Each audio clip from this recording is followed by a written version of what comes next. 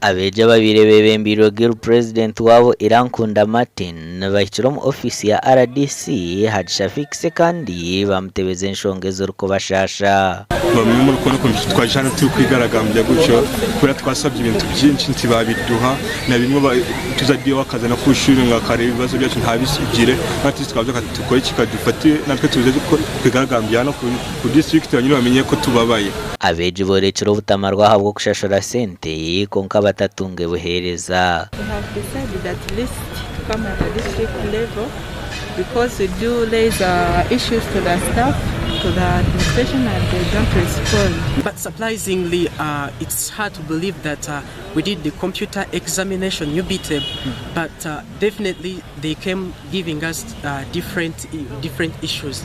RDC hadishafikise kandi atahiro mu nshonga zavo nuko kubagaruzo mu ishomero kandi baraganise kucondoza hanshongeji etumere batarkwenda kubashomesa.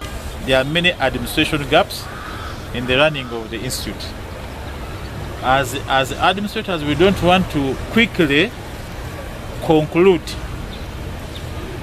on the issues we are presented. Badruma yanjye umukuru w'abakozi ahitendekere nagira ngo enshongeza bire yazhurireho konkana baza kuzitereza. And therefore it's our mandate to ensure that you live in what? In peace. Not living in peace, just sit there, enjoy your food which is good at least, and then sleep. But the peace we're talking about is to achieve what brought you the institution. Kisoro Institute n'ishomero ry'emyogeri ya government gasha kwa ketatu zarire.